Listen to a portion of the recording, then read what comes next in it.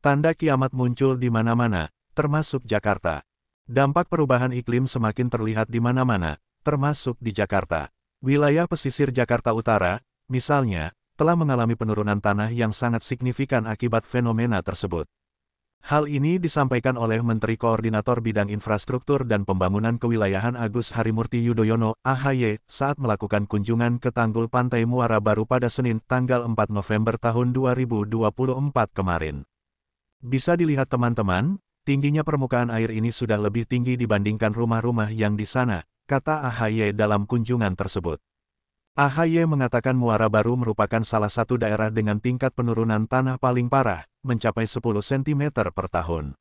Dengan kondisi tersebut, ia memperkirakan dalam 10 tahun penurunan tahan di Muara Baru akan mencapai 1 meter. Ia mengatakan fenomena penurunan tanah ini akan berdampak besar ke sekitar 20.000 masyarakat yang tinggal di daerah itu. Salah satu dampak nyata yang dirasakan adalah banjir rob. AHY berkata pembangunan tanggul memang bisa menjadi solusi, namun sifatnya hanya sementara.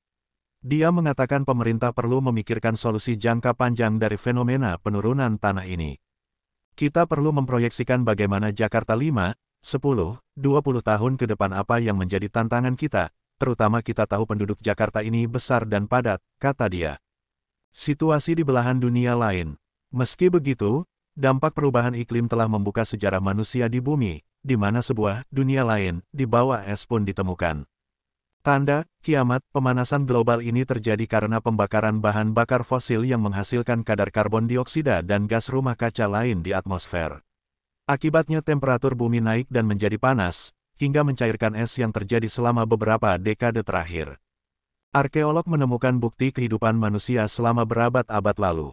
Salah satunya adalah penemuan jasad manusia yang terawetkan selama ribuan tahun atau dikenal sebagai Otzi yang ditemukan di pegunungan Alpen pada 1991. Material-material barang di sekitar Otzi bisa langsung diteliti karena pengawetan yang dilakukan. Sebab tanpa diawetkan, material organik yang pernah hidup akan segera membusuk.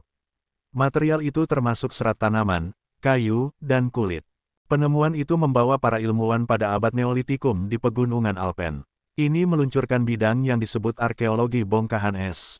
Selain itu, para arkeolog juga menemukan jejak manusia yang terkubur ribuan tahun lalu dari penelitian bongkahan es dan material yang digali di Eropa, Amerika Utara, dan Asia.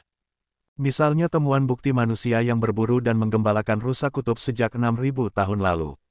Penemuan berasal dari terowongan sepanjang 70 meter yang diukir di lapisan es Jufvone di Norwegia. Banyak artefak kuno yang akhirnya terlihat karena lapisan es yang mencair. Isinya adalah terkait perburuan hewan besar. Temuan lain adalah di Pegunungan Rocky tahun 2007. Arkeolog Reckley menemukan artefak di lapisan es tertua yang pernah ditemukan, yakni sebuah alat untuk melempar anak panah atau lembing. Bagian poros depannya terbuat dari pohon muda kulit birk dan berasal dari 10.300 tahun berdasarkan penanggalan karbon.